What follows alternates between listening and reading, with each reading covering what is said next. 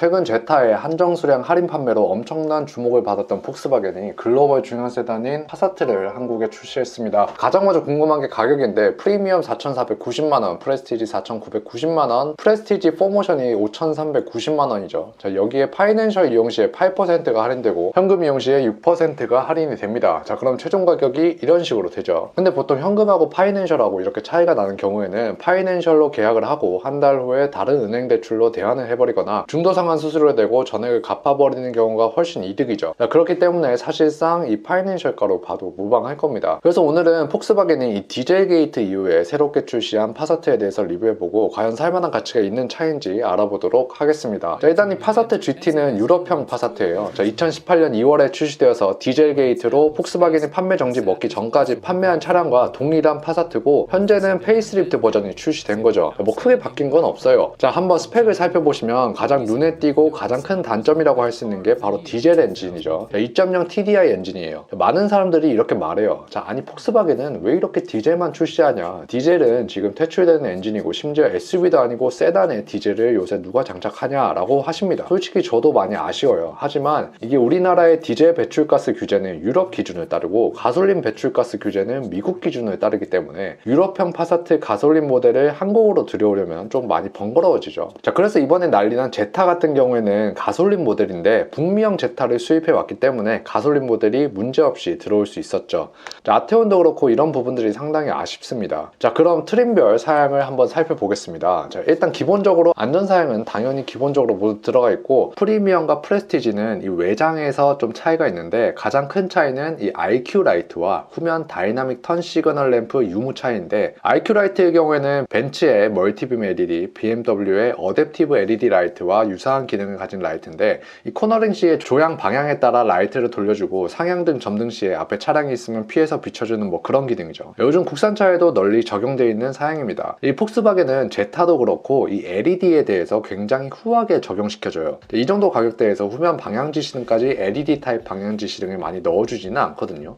근데 파사트는 여기에 더해서 다이나믹 턴 시그널 램프까지 넣어준 게 외관상 되게 고급스럽게 보이게 하는 장점이라고 할 수 있습니다. 자, 그리고 내장 시트 보시면 프리미엄은 가죽 시트고 프레스티지부터는 나파 가죽 시트가 들어가죠. 그리고 중요한 게 이 프리미엄에는 뒷좌석 히팅 시트와 앞좌석 통풍 시트가 빠집니다. 제타 모델에는 프리미엄 모델에도 앞좌석 통풍 시트를 넣어줬는데 좀 아쉽죠. 열선 스티어링 휠도 빠지고요. 근데 무슨 운전석에 마사지 시트가 들어갑니다. 이건 좀 뜬금없긴 한데 그래도 마사지 기능이 있으니 안 좋은 건 아니죠. 국산차 중에서는 르노 삼성 차들이 최고 트림에 마사지 기능을 넣어주는데 파사트에 들어갔네요. 자, 그리고 편의 기능을 살펴보시면 프리미엄에만 헤드업 디스플레이가 빠져요. 근데 이 헤드업 디스플레이를 잘 살펴보셔야 하는데 이 윈드실드에 바로 쏴주는 방식이 아니라 컴바이너 타입 HUD예요. 그게 뭐냐면 여기 이런 투명한 플라스틱 같은 물체가 올라와서 여기다가 정보를 쏴주는 방식이에요. 국산차 같은 경우에는 코나와 같은 엔트리급 차량의 HUD로 자주 들어가는 방식인데 4천만원짜리 차에 윈드실드에 정보를 쏴주는 방식이 아닌 이 컴바이너 타입 HUD는 좀 많이 아쉽죠. 반면 주행보조 시스템 같은 경우에는 국산차 못지않게 잘 들어가 있어요. 트래블 어시스트 같은 경우에는 현기차의 고속도로 주행보조와 같은 기능인데 과속 단속 카메라와 연동되어서 속도를 줄여주는 기능은 없는 등 한계는 분명히 있지만 그래도 확실히 운전을 편안하게 만드는 요소들 중 하나죠. 다음으로 서라운드 뷰 모니터와 같은 360도 뷰 에어리어 뷰는 프레스티지 4모션에만 들어가고 전동 파워 트렁크와 트렁크 이지 오프는 프리미엄에만 빠져있죠. 다음으로 제가 가장 중요하게 생각하는 휠인데 이 프리미엄에는 여기 보시는 17인치 휠이 들어가 있고 프레스티지부터 18인치 휠이 들어갔어요.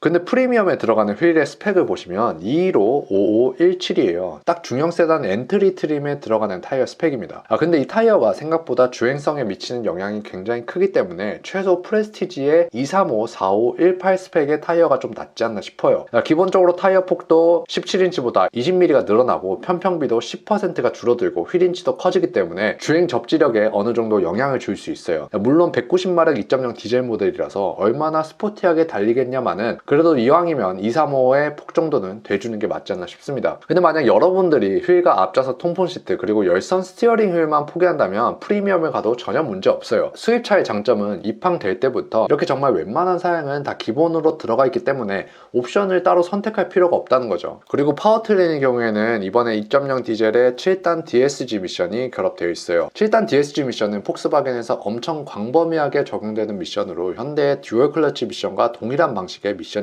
2018년 파사트 GT에는 6단 DSG 변속기가 장착됐는데 현재 7단 DSG로 바뀌었죠. 이 듀얼 클러치 특성상 무게도 가볍고 변속도 빠릿빠릿 잘 되고 연비도 좋다는 장점이 있지만 이 저속에서의 부드러운 변속이 약간 힘들다는 것, 그리고 과거에 품질 이슈가 좀 있었다는 단점도 존재하죠. 어찌됐건 이 DSG 미션이 현재는 폭스바겐에서 그만큼 오래 사용되어 왔고 크게 걱정하실 필요는 없으실 거라고 생각합니다. 마지막으로 한마디 드리고 싶은 것은 혹시라도 정말 혹시라도 이 AWD 시스템이 들어간 프레스티지 4모션을 400만원이나 더 주고 구매하실 분들이 있을 것 같은데 이런 200마력도 안 되는 190마력짜리 2.0 디젤 패밀리 세단에는 정말 AWD 없어도 됩니다. 가뜩이나 후륜구동도 아니고 전륜구동인데 이런 빗길이나 미끄러운 도로에서 안전을 위해서 4륜구동을 선택했다는 말씀은 안 하셔도 될 것 같습니다. 전륜구동 모델도 빗길에서 미끄러질 정도로 위험하게 운전하셨다면 AWD를 넣어도 절대 미끄러짐을 막아줄 수 없습니다. 그리고 프레스티지 모델하고 프레스티지 4모션의 차량 차이도 파크 어시스트랑 에어리어뷰 360도 카메라밖에 없기 때문에 더더욱 큰 의미는 없다는 말씀 드리고 싶습니다. 전체적으로 이 파사트가 디젤이라서 좀 아쉽지만 기본적으로 들어가 있는 사양 구성이 생각보다 꼼꼼하게 좋은 사양들이 잘 들어가 있는 모습을 볼 수 있습니다. 다만 가격적인 부분에서 비록 8%의 할인이 들어간다 하더라도 전륜구동 수입 중형 세단을 4천만원대 가격으로 구매해야 된다는 점이 좀 부담스럽긴 하죠. 사실 현재 4,990만원짜리 파사트 프레스티지를 8% 혜택가로 구매한다면 4,590만원인데 현재 5,890만원짜리 아테온 프레스티지를 1,100만원 할인받고 사면 4,790만원이죠. 물론 아테온의 경우에는 할인 물량이 거의 다 소진됐지만 파사트는 향후 어떤 할인 정책을 펼칠지 궁금하긴 합니다. 현재 사전 계약 진행 중이고 5년 15만 무상보증 혜택과 폭스바겐 트레이드인 프로모션을 통해서 300만원 추가 DC를 진행하고 있으니까 참고해 주시면 좋을 것 같습니다. 네, 이상으로 폭스바겐 파사트에 대한 간략한 리뷰 영상 마치겠고 시청해 주셔서